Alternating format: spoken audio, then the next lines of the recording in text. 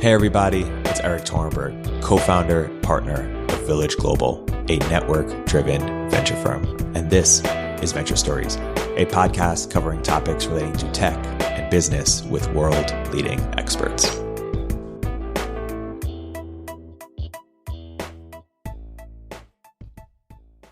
Hey everybody, welcome to another episode of Village Global's Venture Stories. I'm here today joined by three very special guests: Max Mullen, founder of Instacart; Brandon Hill, founder of Vori; and Mike Duboe, general partner at Greylock.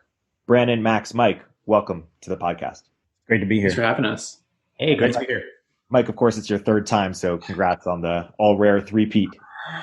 You got the hat trick. You've been too kind to keep having me back despite prior performances. So, well, third time's a charm. Brandon, by way of introduction, let's start with you. So we're all investors in Vori. Why don't you describe for the audience what is Vori and what's the story behind how you came to start it? Sure. Vori is a marketplace that empowers food retailers. So if you think independent grocery stores, ethnic markets, pharmacies, to make it really easy to order, to replenish and discover products that, nourish their communities. So right now, the problem that we're solving is, in these smaller retail formats, they're using paper and pencil. They're using fax machines. As Max puts it, billions of dollars of food is transacted on pink, yellow, and blue sheets of matrix printer paper every year. And it's really painful. And so what we're doing is we're bringing modern technology to bear to really just make it simple for these stores to restock their shelves, which is a wedge into a lot bigger problem, other bigger problems. And how we got into this space. So my parents actually have been in the grocery industry for, about 40 years. They're retired now, but they worked on the manufacturer side. So my dad was actually the first African-American employee at Reynolds Aluminum Foil, which, most people have in their kitchens if they're baking cookies or, doing anything. And he rose to be their North American director of sales. And my mom was also a leader at, Mondelez and Heinz and some of those big manufacturers. So having that kind of grocery in the blood, so to speak, what directionally led me to me and my co-founders to Vori. And when was the moment, Brandon, when you had conviction that this is a really big idea, or a series of moments? I think there's a few, but the biggest actually was just spending more time with my parents, right? After my first startup, took a sabbatical, which I was working on with one of my current co-founders. And during that sabbatical, really spent time talking with my parents about their small business, right? So after they retired from these large manufacturers, they went into business as a husband and wife pair as brokers. And so their job was to find small chocolate manufacturers or cookie makers or trash bag or organic trash bag producers and connect them with grocery stores, essentially. Shadowing them and looking at their emails and talking to their customers. And they just had too much business to actually handle. And my dad is almost 80 now and they don't have that much energy. And so seeing how much money they were making and how much of a pain point they were solving without any technology whatsoever made me think, wow, there has to be a massive opportunity here if we can bring technology to both sides or all sides of this market and do the connection more efficiently. So I think that's really what really got my spark going.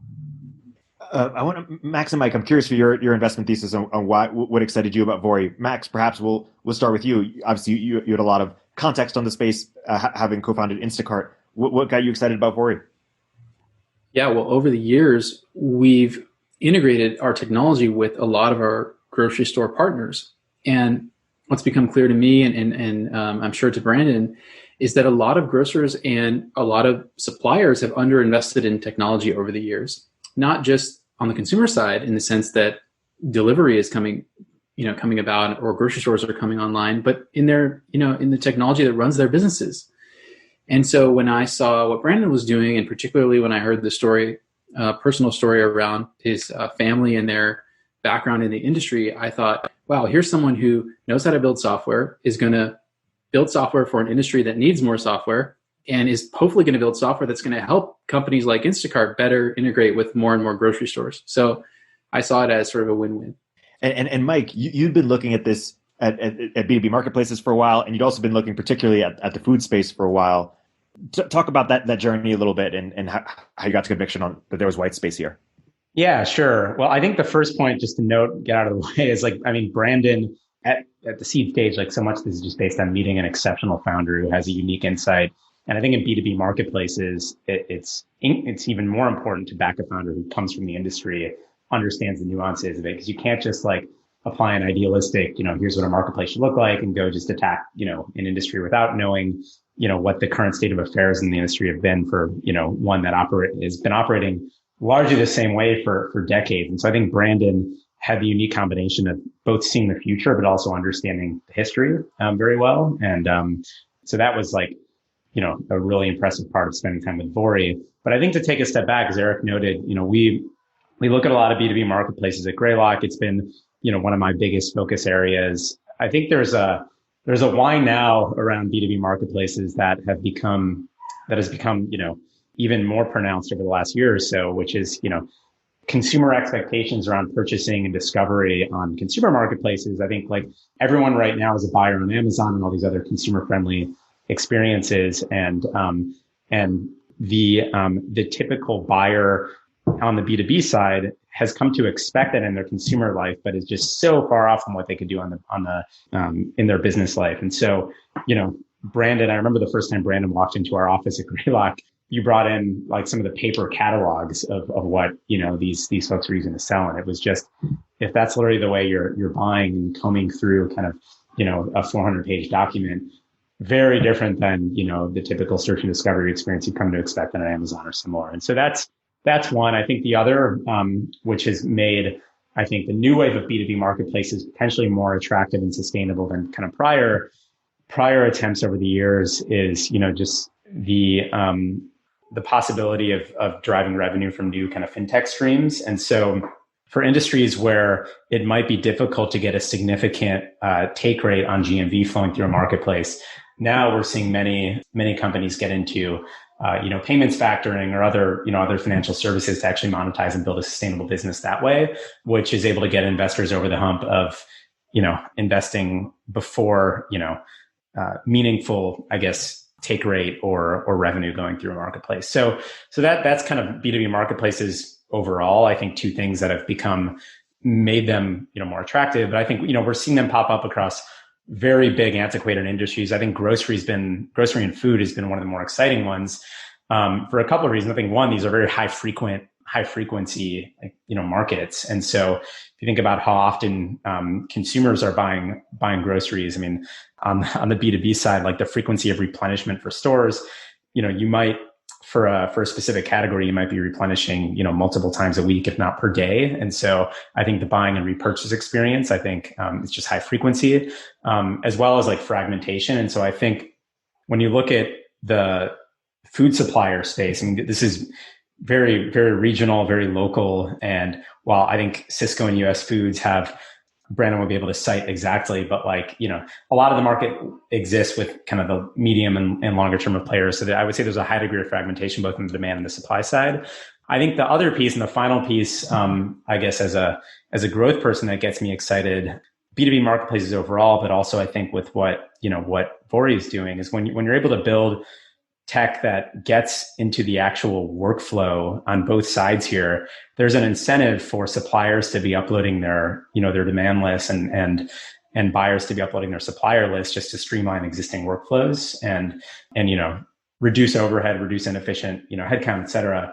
And so when that dynamic starts to kick in one of these marketplaces, they could accelerate really quickly through this kind of cross-site referral loop. And so we could spend more time on that, but I think, when we met Vori, some of that dynamic was already starting to come into play when we spoke with the customers, and that made it pretty exciting to us. So, while we're on it, why don't you actually get into it a little bit? Unpack what you mean by that and why that's unique here.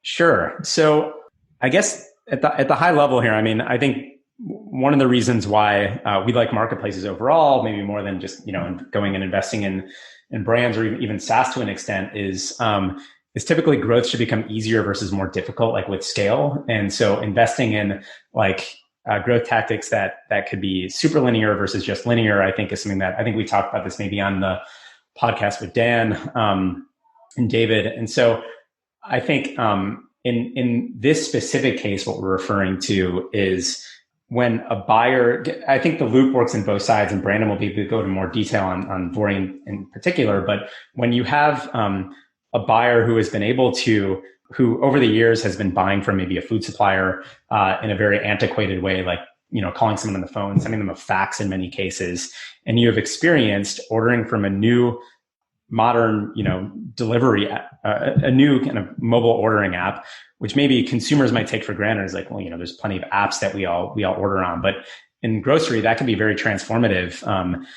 You are going to want to pull in other suppliers onto that as well. And when you're a grocery store, you're maybe dealing with, tens of suppliers in that store, maybe even hundreds in some cases, and just going and referring them onto the Vori network is a really powerful dynamic. So Vori doesn't need to employ like a big massive sales force to go out and go and try to sell to these like suppliers directly. And so I think that's, when you talk about buyers going and referring suppliers on, I think, there's when you have that dynamic happening organically, there's other tools and features you could be building to actually go and accelerate that. And so that loop also could work the other way around, where you have suppliers who are incentivized to go and get more of their buyers ordering from them directly. So the suppliers don't need to employ just massive, big sales forces going and calling on like a long tail of grocery stores.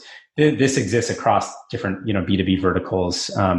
There's a variety of industries that, in lieu of having kind of modern, demand gen and modern demand-facing tech, will go and employ massive sales forces to go and call on like a longer tail of buyers, and groceries no exception. And so I think in this case, and Brandon, you should speak more to the dynamic that you're actually seeing, but being able to use referrals instead of like big sales forces, I think is pretty attractive for these models.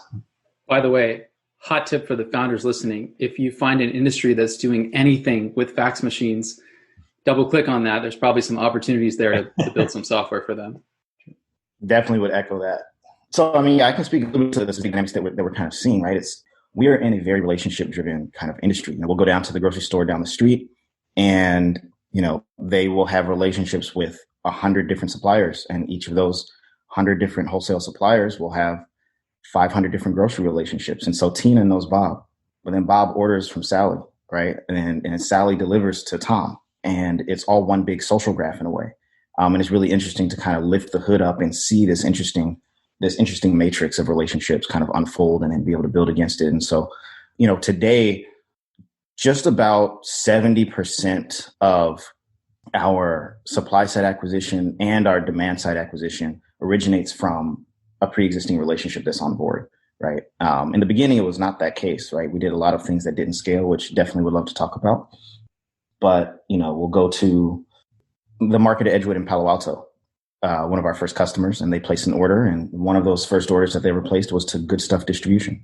And now Good Stuff Distribution is a supplier on the Vori platform and helping us scale against their store list of 1,500 different natural independent stores and convenience stores and pharmacies across the Bay Area, right? And so it's a two-sided thing that we get to take advantage of. And I think one of the difficulties is, how do you take this industry that was, super, super okay sending faxes and get them to use a modern consumer grade interface?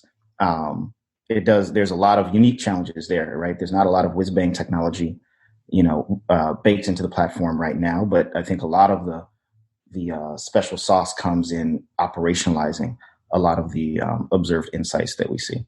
Hey, Brandon, one dynamic that I think would be interesting to talk about in this referral piece is, what the incentives actually are. I think on the consumer side, when you try to build out a referral program, typically there's some two-sided incentive or monetary incentive or incentive tied to, units of value on a product like Dropbox, the famous getting free storage.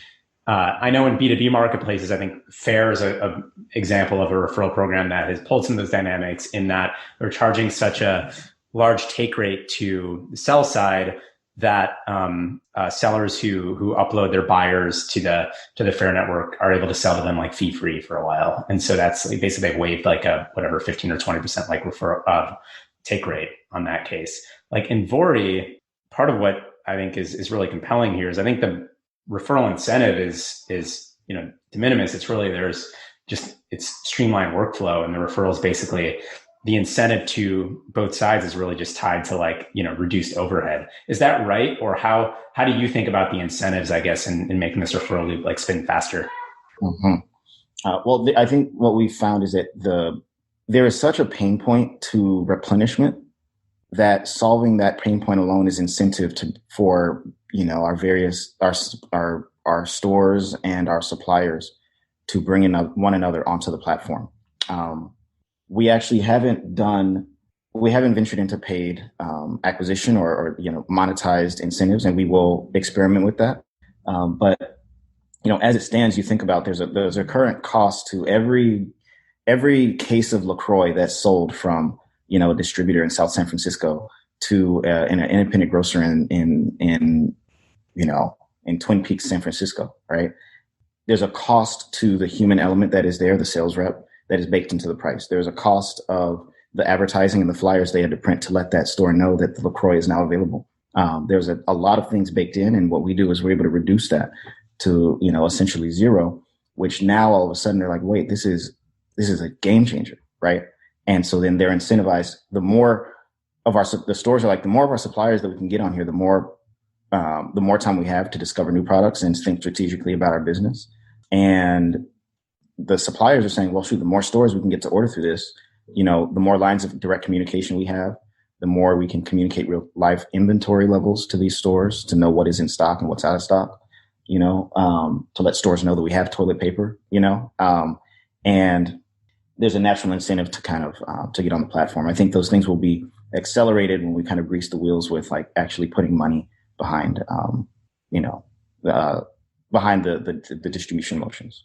And lest we forget about the end consumer here who walks into the store and 10 to 15% of perishable items are out of stock at any given time. Exactly. That hurts the store in two ways. First, they miss a sale. And secondly, I'm less likely to walk into that store the next time because the thing I wanted to buy was out of stock. So if you just solve that inefficiency between suppliers and stores, there's a huge upside for both of them. I think this is part of what makes now a really interesting time to invest in this space. I mean, I initially got interested and I was looking at the topic of food waste as a problem. And I think Max brought up the example of stores being understocked. I think prior to all this and even during all this, I mean, I think if you look at certain perishable categories, was hearing data that some stores are throwing away like 20% of their stuff on a weekly basis, which is I think food waste in the US, like $150+ billion problem. And it just feels like more intelligent procurement should be able to help solve that. And I think, Instacart, Amazon, Vori, like a number of players like play a role in that. But I think now, historically, and when we were calling like the heads of procurement and all these different grocers, like it's just an industry that has historically been really slow to adopt new technology. And when you have such a demand shock, as we've seen during COVID, and Brandon brought up the toilet paper example, like it's a forcing function for these folks to, adopt new tech to actually get more intelligent, because ultimately it's a profit maximization function between over and under stocking. And in a world where, your margins are as razor thin as they are for grocery retail, I think it's, now like getting intelligence on the buy is actually like a C-level issue, and it's not being held up. At least I'm seeing it's not as held up in the red tape of like, multiple levels of procurement hierarchy as it was maybe a year ago. So, speaking of the space more broadly, Max, let's transition to you a little bit. Can you talk about what how the space was seen in 2012 when you started Instacart? There were some high-profile failures in the decade and prior. How did the space? Why don't you sort of trace the evolution of how the space has performed and has been viewed? Sure. Well, let's go all the way back to the beginning of the supermarket. In 1916, the first supermarket opened in the U.S. It was called Piggly Wiggly. And what makes a supermarket is that the consumers can touch the food and products themselves and put it in a cart and check out. Before that, you'd have different items behind different counters and you'd ask for help and someone would bring you something. So a self-service store where you can buy your groceries. Now, for many, many years, the grocery store didn't change too much. The products changed a lot and consumers' behavior and taste changed a lot, but the format of the grocery store largely is pretty similar. In, around the year 2000, there were a few big companies that tried grocery delivery. You alluded to that. One of them was called Webvan, and it failed. back then. And so fast forward to 2012, when we were going to start Instacart, that was something that was recent enough for investors that we had to address it. And so I still remember our seed pitch, included the line that there were some spectacular failures in grocery delivery in the past, but we are different, right? We don't hold inventory, and we don't build warehouses, and we don't own trucks. And we had to educate investors as to how we were different, because we wanted them to know that we weren't going to fail in the way that those companies of the past did. The other thing to say about grocery delivery is that it wasn't so obvious in 2012 that it was going to be growing as fast as it is today. In fact, I would argue that as far back as 3 or 4 years ago, it wasn't as obvious that it would be this big today. And what you did have was some early examples of on-demand companies. You had this subtly changing consumer behavior of, I want to push a button on my phone and have something happen in the real world. And that was kind of the interesting part for me. It was, how can we deliver products from people, from local stores near people, when they press a button on their phone or click a button on their computer? And let's start with groceries, and then let's see where this takes us. And, in the past 8.5 years, we've really stayed focused on groceries because, it's such a large market and it's so underserved. Why was it important not to own the inventory or to own the trucks? Keith Duboe always talks about vertically integrating. So talk about that. Our business is different than a vertically integrated grocer because we don't own the inventory. It allows us to scale in an asset light way, and it allows us to partner with the grocers and other partners that are excellent at what they do, and to not replicate a grocery product supply chain that is actually somewhat efficient in the way that it moves products around the US and stores products near where consumers live. And one thing that grocers are exceptionally good at is locating their stores in the right communities that will buy from them. And so with 20,000, 30,000, 40,000 grocery stores in the US located perfectly where consumers live, why should we replicate that supply chain by building another warehouse in every city? So we thought that it would be better to partner with grocers and to leverage the existing food supply chain. And it also allows you to do it in an asset light way and to be faster and closer to the average consumer. Talk about where groceries going. We just traced a little bit the past. Why don't you talk about the future? Well, that's a good question. In the immediate future, what you're seeing is an acceleration of consumer behavior changes where more and more consumers are interested in having their groceries delivered or picking up their groceries. And due to the pandemic, this trend sort of accelerated even beyond what we were predicting. It's almost like we entered this year, 2020, at kind of 2020 levels and exited the last 6 or 7 months at what we expected would be happening in the year 2025. Grocery delivery seems like a mainstream thing. Instacart's casually mentioned on Family Guy and other pop culture places, and it's sort of taken for granted. And so I think you'll see a continuation of that trend. More and more people will expect everything, including groceries, to be delivered faster and faster. And for apps like Instacart to replace your trip not only to the grocery store, but maybe to the whole mall where the grocery store exists. Totally. There was this moment where everyone was excited about on-demand everything, right? Not just grocery delivery, but parking and a person to stand in line for you. And we saw a lot of those startups not work out. I think Sarah Tavel's sort of piece on it was that you needed to be 10x better and cheaper, not just better or cheaper. Did you guys have any perspective on sort of the wave of on-demand startups that didn't work out? That's a good question. It's not something I've thought deeply about. I think one of the differences between what we're doing and what some of those other companies did is that we're taking something that every consumer already needs to do every single week, which is do their grocery shopping, something that's ingrained into our routines, and we're making it easier and better, and in some cases cheaper. And in some of those other cases, they were kind of nice to have additional products, whereas groceries is something that everybody needs. The other thing I'd say is that groceries is something we've all grown up with. I can remember the grocery store that I shopped at when I was a kid with my parents. And I can even remember the layout of that grocery store. It's somehow ingrained in our childhoods. And if you ask the average person, they can name off the top of their head the 2 or 3 stores they shop at every week and why they shop there. And I can't do that for some of the other verticals that these on-demand companies targeted. Either the frequency isn't there, or the frequency's there, like for instance, shipping something or going to the post office, but it's just not something I care that much about. It's not something I think about every day. Mike, when you talk about what's worked and what hasn't worked, and how you sort of chased the space over the last few years. Yeah, well, one of the things I was going to comment on when Max was speaking that I think is interesting right now, and this is not a fully formulated thought, but like I spend a lot of my time in B2B marketplaces and a lot of my time around e-commerce like infrastructure. And I think part of what we're seeing, I mean, everyone now has thrown up the e-commerce penetration curve and has shown how much it's accelerated, basically has also skipped 5, even 10 years during COVID, going from 14% penetration up to 30% of total retail. And, if you believe in that trend for e-commerce, then the role of the physical store looks much different. And I think that parallel probably applies to grocery as well, in that I personally believe that, this has been a forcing function for people to experience a new way of shopping, and has, penetrated deeper into a segment that, might not otherwise have gone out and, bought their groceries online.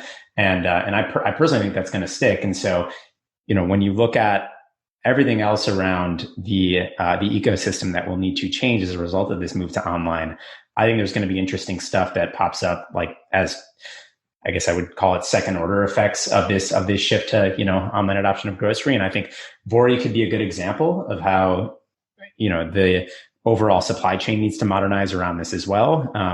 So yeah, I mean, we were talking a little bit about, dark stores and I guess micro fulfillment centers. I mean, and one of the differences in between grocery and a lot of the rest of e-commerce is the fact that it's, due to perishables, you actually need to have locations live a lot closer to their, ultimate source of demand. And so that is just different implications when you think about store network. But I'm not answering Erik's question in this. I guess I'm just you've Max's point and just triggered some reflections on, I guess, what the physical network needs to look like in a world where, groceries 50% online penetrated versus 10. And I guess how the role of Vori and Instacart kind of play in that world. So I guess I'm flipping it as a question back to you guys. You look at the average grocery store, and a lot of the square footage of the store is dedicated to preparing food that they then sell at that store. Or even if you look at the larger stores, if they have the volume, they're preparing a lot of the food they sell in the store at other centralized locations. So grocers are no strangers to using their infrastructure to modify their businesses as consumers' behavior change or as they see an industry change. And I think this is no different. There'll be grocers that are on the forefront of doing things like dark stores, right? Setting up separate locations or areas of their existing locations where e-commerce picking and packing can happen. Instacart will be a big part of that, I think. And I think you'll see the layout of the average grocery store will shift over time, right? Maybe it will shift more towards a showcase for products. And there's still that sight and smell and taste that you can only get by being in the store. So maybe more of the store will be dedicated to that experience. And then when you actually go to rebuy the products that you buy every single week, you'll do that on Instacart and we'll be fulfilling from the back, quote, dark area of that store. Yeah, there's some similarities. I think, one of the things you see in D2C e-commerce is there has been a pendulum swing back to prior to COVID, back to, physical retail, and that as everyone's going and spending on Facebook and Google ads, digital CAC is actually more expensive than, getting your products into a store and going and acquiring a customer, either wholesale or via your own physical retail location. Maybe there's some parallels here as well in that, I think, I guess in a post-COVID world, what retail looks like, I think is generally going to be more experiential, for brands who've actually shifted more online. And there's probably a number of parallels in food too. I think, if you think about the beverage display at an Erewhon or a market like that, that could be a really an interesting source of early trial for brands who you're ultimately, procuring through a more efficient means like afterwards as a consumer. So yeah, I definitely feel like ultimately as the food chain kind of evolves, kind of where we kind of see ourselves sitting is, well, there needs to be an operating system for all of these emerging trends, right? So whether there's dark stores, whether folks are buying majority of their groceries DTC, or Instacart is absolutely going to transform the way people are getting their groceries. I mean, we're living in like Max said, 2025 already, but at the base layer, it's such a fragmented. We're talking about $1 trillion space with 33,000 different wholesalers, hundreds and hundreds of thousands, not millions of manufacturers. 40,000 plus grocery stores proper, but there's 125,000 plus convenience stores, right? And liquor stores and mini marts and bodegas. That's kind of a big elephant. It's not all going to die. A lot of people think like, oh, everything's going to be, a lot of these brick and mortar locations are going to die overnight, and I just don't fundamentally believe that's really true. And so what is going to be as we move from, phone calls to EDI and EDI to maybe fax, and fax to what is going to be that base layer that kind of connects all of these kind of different nodes together.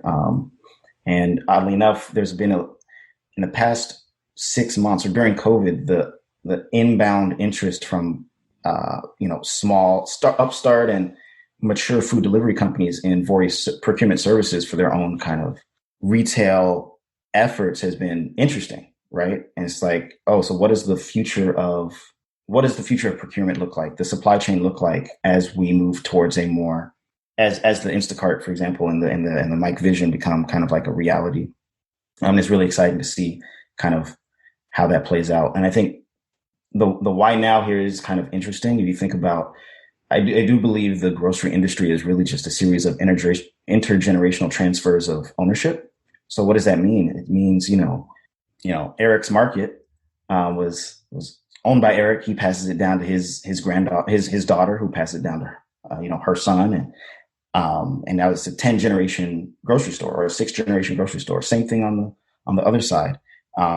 In a way, Vori is an intergenerational business, right? Where my parents, who met themselves, fell in love in a grocery store, and gave the inspiration to us to start this company. The newer generations the younger generations are going to they're going to demand more modern ways of doing business, and meeting the world where it is in terms of especially consumers, in terms of consumer behavior. But that underlying supply chain has to catch up. And so that's kind of there's a why now behind this renaissance in the food supply chain. Yeah, I think one of the other trends too it's kind of implicit in a lot of what we're talking about, but like the distribution of brands who are selling into grocers is just becoming like there's a much longer tail now. And I think, whether you call them specialty food producers or, I guess like I was saying earlier, kind of, for lack of a better term, D2C brands that are getting into grocery as well. I think there's just like consumer tastes have become more discerning, more diverse, and that is reflective in, stores not just being consumed by, a few kind of hero brands and their sub brands. Like it's actually becoming it's becoming much broader, and the overhead and actually going and trying to source those, manage all those relationships, et cetera, is just becoming more significant for retailers, and for the brands trying to get in those stores. So that's personally something that gets me as a lover of, all things food. And I think there's a lot of passion that goes into entrepreneurs like in this space. I think that's a great thing. I think it definitely, as Brandon says, needs to change the OS of these stores too. But Brandon, Erik, we got off your initial question of like what hasn't worked here. I honestly I initially, my first foray into the startup world was like in the food space. I was working at a chef marketplace called Kitchit, that kind of attempts to like bring the restaurant to your house. And the idea at the time was, per the point on entrepreneurs in food, just generally being really passionate people. I was super excited by chefs and, them being fundamentally creative people that ultimately had that creativity stifle when they were trying to work their way up the line of like a corporate kitchen. And so like Kitchen was trying to give them a platform to go and, unleash your creativity. Like we were having line cooks at like the French Laundry doing Wu-Tang themed dinners for people and being able to make more money than they would in, working a week at another restaurant. And so that was always a cool thing. And ultimately that business didn't work. I mean, the economics of food were really, really tough. And I think if there was, ultimately to get that thing to scale, you really needed to make chefs the commodity and get volume discounts on purchasing food. And so, I was strayed a little bit from trying to get into, that part of food, but it's a broad space. And honestly, I try not to be too anchored by what hasn't worked in the past. Because I think now is just really exciting and kind of different time. So that's a really interesting example of an asset light food business. And, the average US consumer thinks about eating 21 meals a week. So what are the other ways besides groceries and, hot food delivery that people are going to get those meals? So I think about that chef, right? The chef that would have been the perfect candidate for Kitchen. What else could they be doing that's interesting? That's food marketplace related. There's a company called Chef, SHEF Chef, that's doing this where chefs can cook at home and serve food to their neighborhood. There's another food startup named Territory Foods that I think does something similar here, where they find local chefs to produce their menu and then ship it in a hub and spoke model. Mike, do you have a thesis around what other types of food businesses might get built, or another pivot on it? What other things chefs could be doing in their spare time that could kind of create value?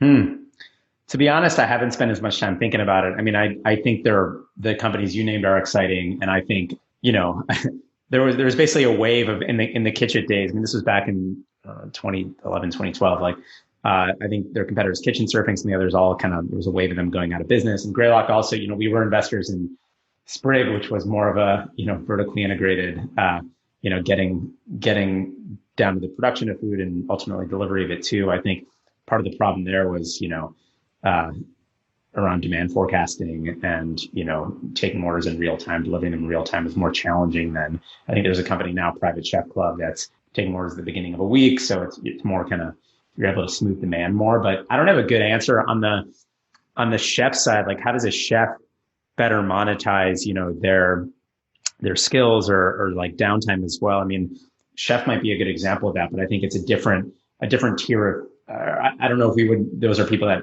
would traditionally call themselves chefs, even if they're really talented cooks. Honestly, I don't have a good answer for that right now. I mean, I think it's a tough time for the industry, and kind of as one who's really, interested in, as an investor in this trend towards, infrastructure underlying kind of the shift around delivery. And, we talk about dark kitchens some. It almost runs like antithetical to what I was saying about chefs being just like creative kind of, folks who really need platforms to unleash that creativity. And the restaurant has been, one of many ways to do so. I don't know. I guess maybe the industry is becoming bifurcated on that. And hopefully, I really hope there's a world where in-person, creative dining kind of comes back. But yeah, it's an odd time right now for the industry, I must say. From where I sit, it looks like because restaurants were closed for so long, people started going back to what they know, right? A lot more cooking we see happening. People are comfort baking, right? I know a good deal of people that made a bunch of bread just for fun during shelter in place. I think that it's pointed people back toward some of those things, and we'll see if those stick or not. And then simultaneously, I think that when there's a vaccine and when the world comes a little bit more back to normal, there'll also be a resurgence of, dining out and going back to some of the fun things we used to do together. It'll be really interesting to see how that shakes out. Yeah, I think there's almost different jobs to be done for going out and dining in a restaurant versus, I think if you view food as utility, I think there's a lot of really positive, changes happening across the chain right now. I think for me, at least, like this has really illuminated the fact that, there's going out to eat. And I think the restaurant industry is a form of hospitality more so than like food. And I think food is a vehicle to connect with others around us. Like, I think a lot of the most meaningful conversations I've had in my life have been around the dinner table or while traveling, kind of food as a lens in other cultures. And I just think, we've been talking about it from the utility standpoint and how to actually, there's a ton of opportunity to improve on that. I think, food as hospitality, as a form of connection, all that, I'm optimistic, but I personally find that part of my life is missing right now. So. And Mike, you're a parent, right? I am. Yeah. And so am I. And hopefully this is true for you. But when I became a parent, I realized that it was more than just making sure dinner was solved tonight for my wife and I. It's now you want to be able to say you're feeding a healthy and an affordable meal to your family and to your children. And certain meals fit that job to be done, and certain meals don't fit that job to be done. So it sort of skews your view on meals, and particularly dinner. Yeah, completely. And and maybe I'll eat my words what I just said, but I think that the value I put on just like convenience right now, and also trust that what I'm giving my kids is is healthy, I think is higher than it's ever been. So thank you, Instacart. Yeah, you're more than welcome, and thank you for being a customer.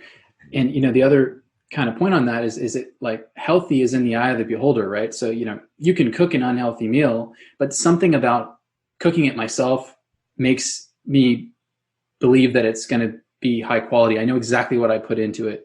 Whereas even if there's plenty of healthy options for takeout, there's something about getting takeout that doesn't fully solve that job to be done, where I'm sort of feeling like I'm nourishing my family. So cooking, I think will stick around even after things go back to normal. But I think there will be new services that will come about. I hope somebody starts some that really target in that job to be done, where a family wants to feed a healthy, affordable meal to their, to their family regularly. Maybe it's Private Chef Club, right? I'll have to check that out, or maybe it's something else.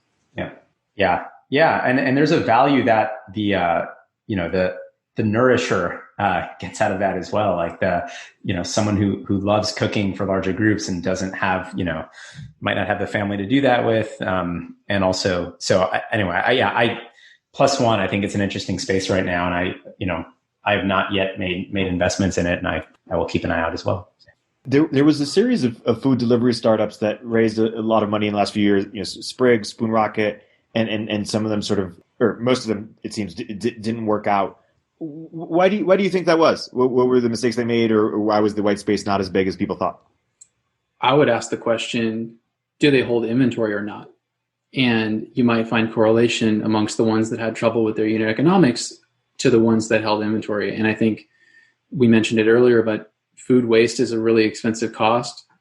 Managing supply and demand and peaks and valleys is really difficult. And it's just a more difficult business, I think, to make and sell the food.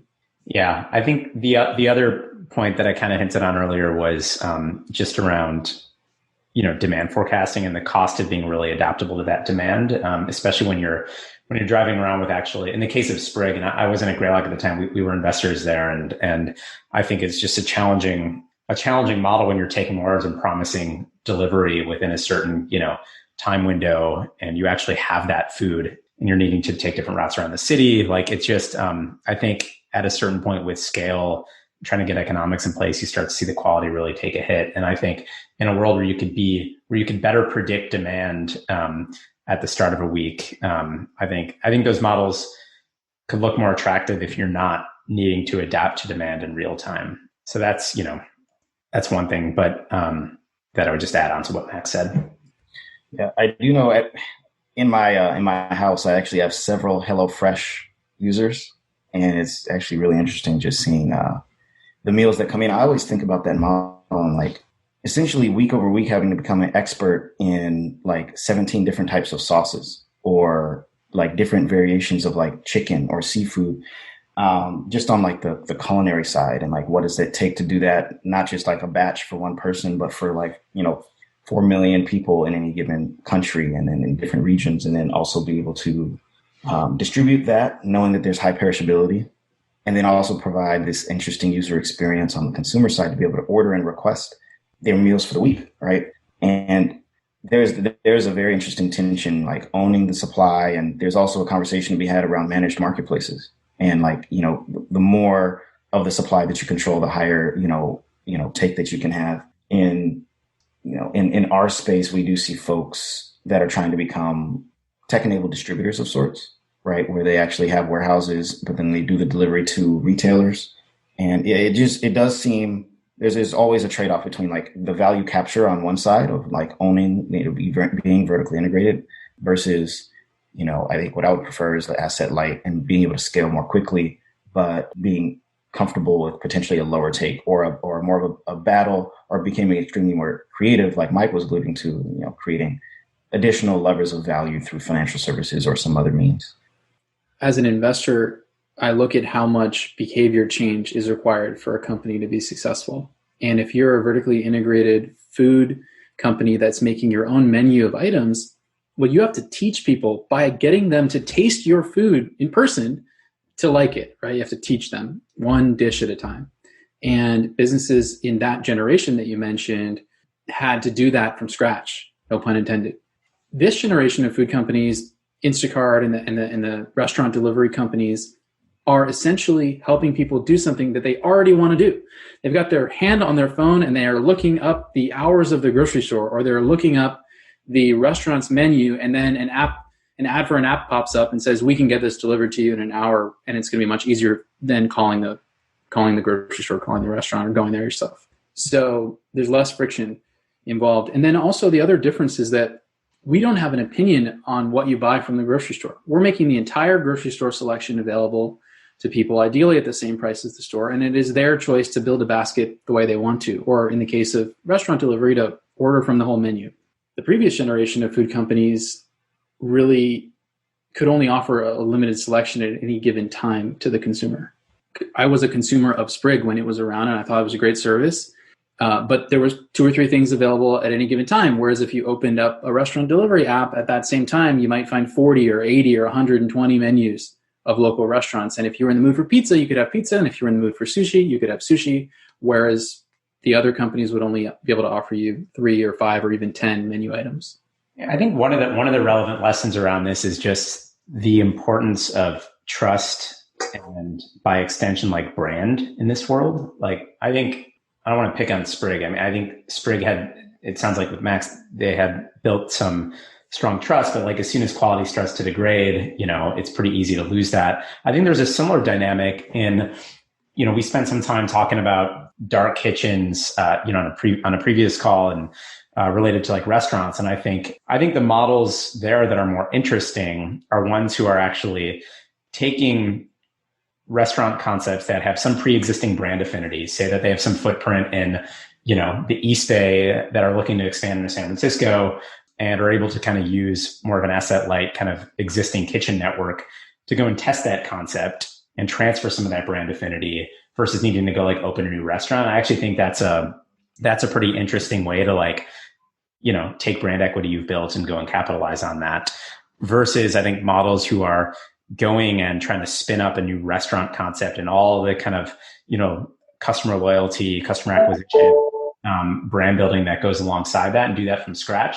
Potentially long-term, you're in a position to better own the economics. But I think one lesson, at least that I found from spending some time around that side of things, is that it's increasingly expensive to go and like, build a brand around restaurant concepts. And it's not just about, the food and ultimate quality that you're delivering. Like there's an emotional, connection that we all have to brands as well. And nowadays, especially, like, I think as Uber and DoorDash launch, their own ads products, the tax and actually getting distribution on those apps is going to become more expensive. The other side of that coin is it could help, it could help brands who are confident to go and, get distribution faster. But I think, any way you cut it, the tax is going to increase. And so better to start with some brand loyalty, than need to build it from scratch. And I think in today's world, it's going to become more expensive to do so from scratch. I'm thinking about some of the future founders or aspiring founders or current founders that are very early stage that are listening to this might actually, I don't know if now or later in this discussion, might be good to pull into even just like the stories of, Mike, what you've seen, coaching and molding these early stage founders, Max, like what were some of the things that you had to overcome in the, 0 to 1 phase that were interesting. I'm happy to also tell some stories from Vori that might be relevant to the young founders in the audience. Let's do it. I'll actually start with you. One question I'm curious to get your perspective on is the doing things that don't scale. Of course, there's the famous Paul Graham advice, but at the same time, you're also trying to build something that does scale. So, any stories of doing doing things that don't scale, or any frameworks for thinking about, this is the right amount versus not the right amount, et cetera? I think we basically have do things that don't scale written on like the walls of our house at this point, because it has essentially been only that up until, just very recently. When I think about our customer, you have to understand our customers are either A, over 65 years old, B, non-English speaking, because, a lot of essential workers and the folks who actually keep the food industry running are, for example, immigrants, or they're, especially Latino or from specifically Mexico. And this is their, the only job that they can get is as an order clerk at a specific store. Or three, or C, folks who don't have college degrees or are not software engineers. These are folks who, graduated high school and became a checker or a cart collector, and then worked their way up through the grocery store and into management. And in building technology for these people, you really, really, and going back to the earlier point that, Max made about doing things that people already do, for our customers, it's like, how do you meet them where they are? So for the first like 3 months since, after launch, whenever a customer would place an order, in fact, we would be there for every single order for the, first few orders of our early customers, to go there and show them, how do you actually scan this gallon of Clover milk? And then how do you put that in your cart, right? Imagine going and teaching all of your consumers how to use your app, right? We went in superhuman style onboarding and training for every single of our retail customers to make sure that they really understood, A, how to use the app, but also that we care, that was like really important to know that, A, we weren't just some young kids from tech coming in to do something crazy. We actually really wanted to help their business. So that was, walking them through the training is one aspect. Another aspect is, we, as a function of building trust, we had to make sure that there was never a failed order, or if there was extreme, super heroic tactics used to make it up to them. So there's a couple of instances that come to mind is, for, Robert's Market in Portola Valley was, I think they tried to place a dairy order, and for some reason they ordered in, cases as opposed to eaches, which means they got maybe 4 or 8 times as much dairy as they're supposed to get for that load. And what we did as a team said, we got to make it up to Mike Kerr, the order clerk there, the store director. And we know that he loves like heavy metal, and like classic rock and a bunch of different genres. And we actually got him Kiss tickets. It's one of his favorite bands. And they happened to be playing like, I don't know, it was sometime before COVID hit. So like in March, I got my girlfriend, Vori, she designed like a custom ticket with his name on it as representation of like the virtual ticket. And we delivered it in like a Vori box. And he was like, wow, you guys really care. It's all good, and, in another case, that was actually not our fault. A distributor failed to deliver some milk to one of our grocery stores, the Market at Edgewood in Palo Alto. And, it's a big deal if milk doesn't make it to the receiving dock. That means that there's going to be a shortage of, cereal in the community that there's, an Instacart shopper goes in to get a gallon of 2% and it may be shorted. Right. So if we don't want that to happen, we actually bought, had to have been, 200 to 250 gallons of milk, threw it in from some other location, threw it in our SUV and drove it to the store. And it got there at the time that they would have expected their wholesale order. And we just comped it, said, hey, here you go. These are kind of the things that we had to do to stir that, to kind of crank that cycle, start pushing that boulder uphill to get to that tipping point, and developing user trust, building user understanding of how to use our software, ultimately ladder up to retention, which for us is well over 90% over any 60-day period for new cohorts of retailers. But yeah, do things that don't scale. We took a lot from the Brian Chesky example of taking photographs of early users, and our users definitely need that level of love and care, but it really pays off in the end. We did a bunch of things that didn't scale as well, Brandon. In the early days when we needed to build the catalog of groceries that came from a store that we wanted to offer to our customers, the store often wouldn't give us the catalog or didn't have the catalog to give to us. And so we would go into the store and take a picture of every single item. And in some cases, we would buy one of every single item, take it back to our office and take pictures of it there. So we became really good at taking pictures of groceries. Mm-hmm. Another fun example of things that don't scale, YC would often cater their demo days using Instacart. And so some shopper would get the order for like 200 bottles of soda that Jessica Livingston had just placed and would call and would say, hey, I can't do this order on my own, and we would try to have another shopper help. And sometimes we would go help. I remember there was an order for a hackathon in San Francisco, and the order was for like $1,200 worth of Costco items, including 40 boxes of bags of chips and a bunch of other stuff. And we saw this order come through because, a $1,200 order, even now, but even especially back then, was very exceptional. So we saw this order came in, and both my co-founder, Brandon, and I, we were like, well, the shopper obviously won't be able to do this on their own. Let's go on over to Costco. We left our office. We went down to the Costco in San Francisco. The two of us helped the shopper find the items, purchase the items because it was way over the limit of their Instacart credit card. And the three of us in three separate cars drove this giant order over to this hackathon, gave the products to them, and then brought them a bunch of Instacart stickers so that they could promote us to their members. And then we went back to the office and finished our day into the night. And it's funny because if you're a founder and you're starting a social network or something, and something breaks, well, somebody's newsfeed doesn't load, and you probably never get a call about it. But if you're founding a company where people are depending on your product and it's in the real world, like in your case or in Instacart's case, you end up having to put 400 gallons of milk in your car. It's like a totally different world. Yeah, Brandon, on your example, I think it's especially important for these industries where, they're typically built on human relationships. Like, whatever grocery store has their, the milk person that they just call on the phone to go and deal with. I think it is, super important to be there in person and actually build that same level of trust as a tech company, even if that's not the way it scales. And I think, I guess from a growth framework, the way I think about it is just really prioritizing, retention and getting that right before kind of, moving upper funnel.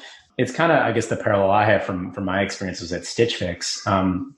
We scaled quite far without having spent $1 on marketing, largely because it was a concept that, we just really struck strong product market fit with the right user who was underserved. We had competitors that were focused on men on the coast.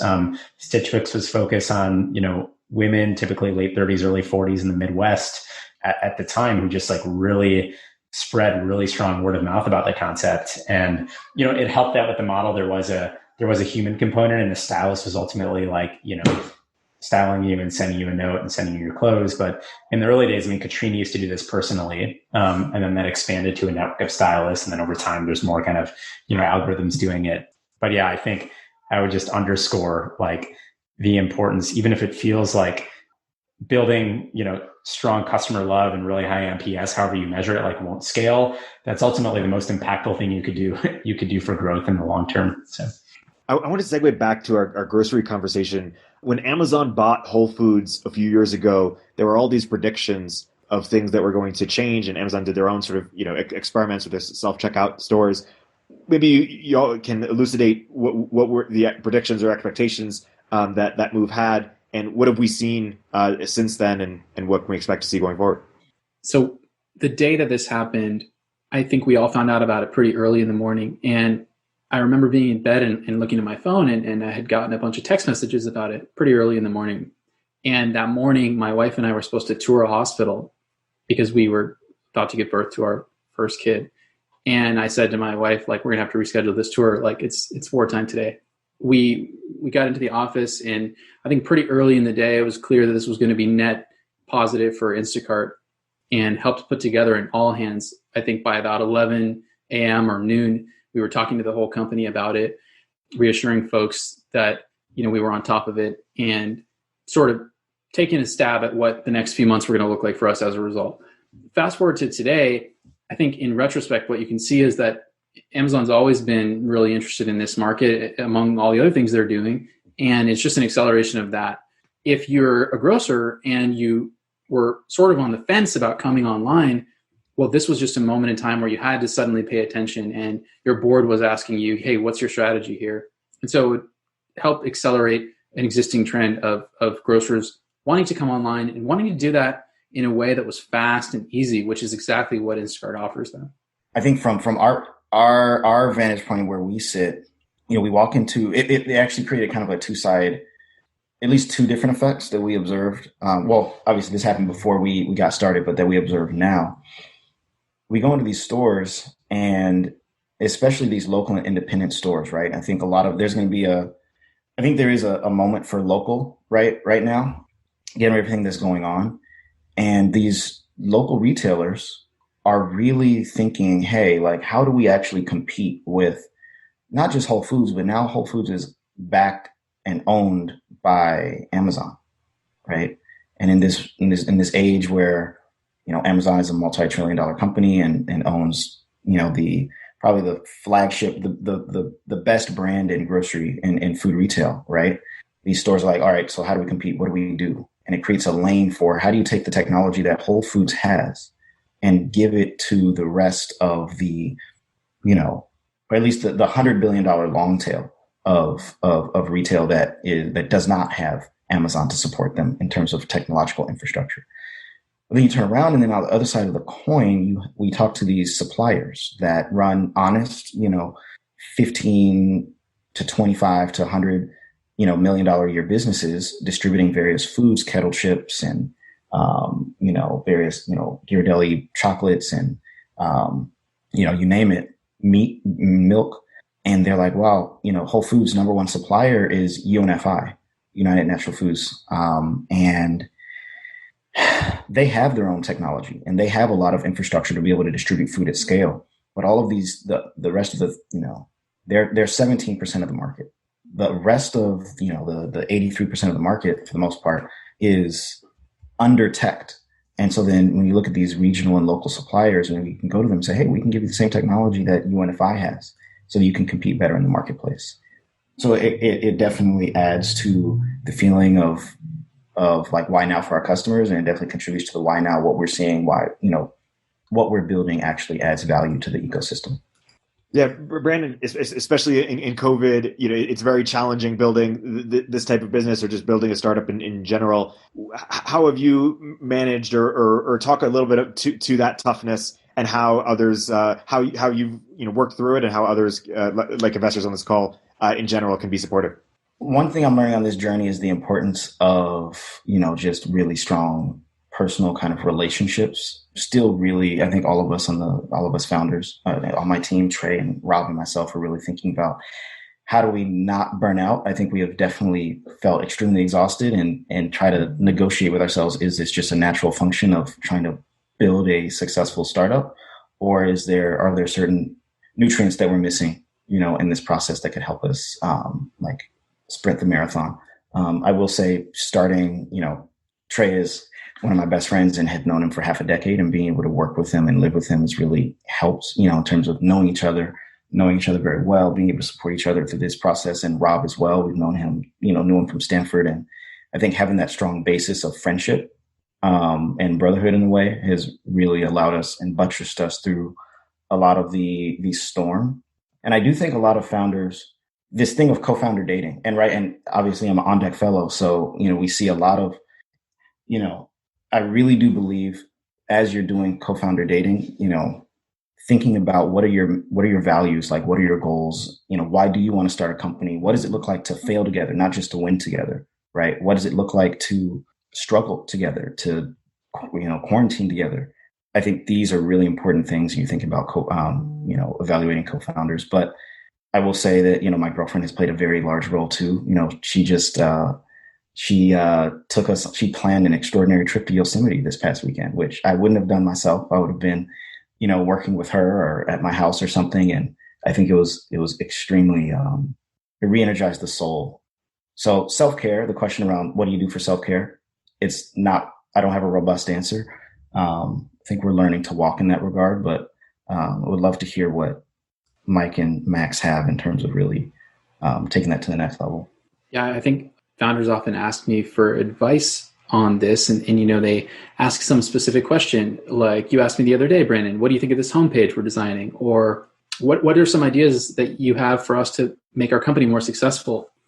I always start with a very basic checklist. And I actually learned this from our pediatrician. We took our 2-week-old baby to our pediatrician, and he didn't examine the baby. He was looking at us as parents, and he was asking us all these questions about our house.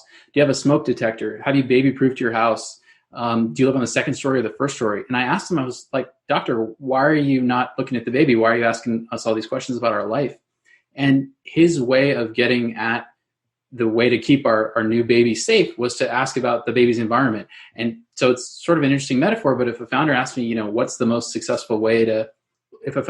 what's the way to make my company most successful? Well, I would start with, how's your relationship with your co-founders? What are your interpersonal relationships like with your friends or your partner? What's your weekly routine? Are you keeping up with exercising 3 times a week or whatever else keeps you sane? And so I think there's a lot of advice on specific things on what to do in a business, but I think you have to kind of start with fundamentals. And if you feel lonely as a founder, you're doing something wrong. You're not reaching out enough to your co-founders or your team or your support network, or maybe you haven't built a group of peers at the same stage as you to learn from. So you should work on fixing that before you even do anything with your business. Well, we must have the same pediatrician, Max.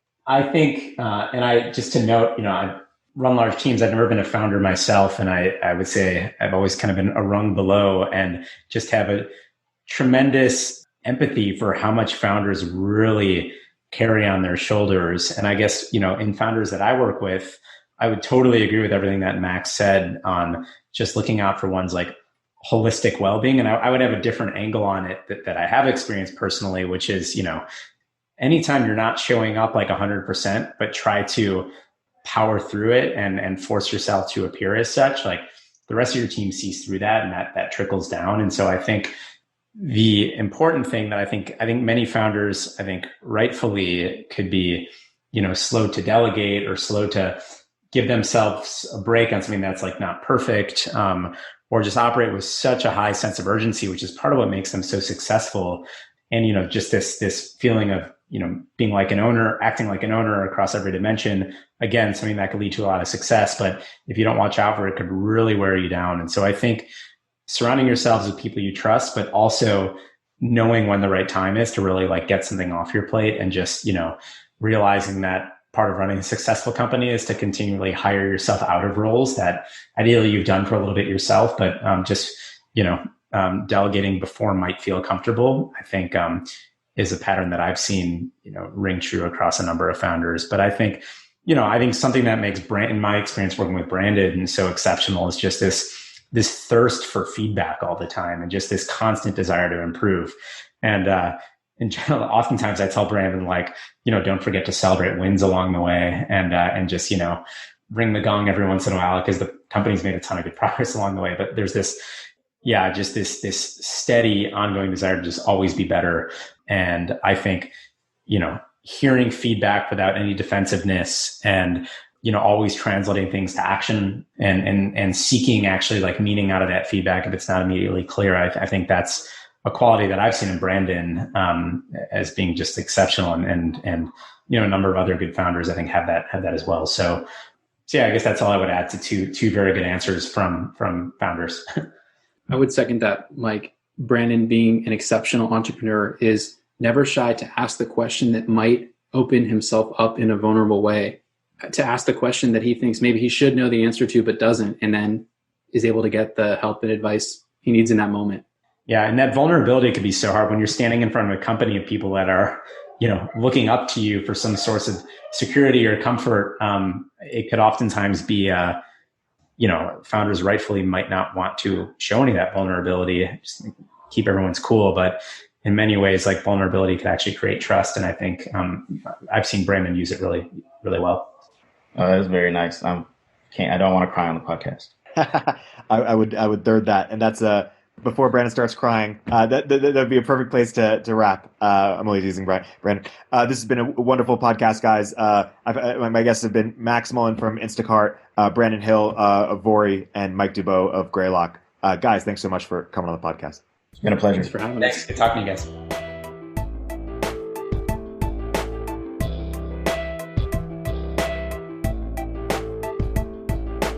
If you're an early stage entrepreneur, we'd love to hear from you.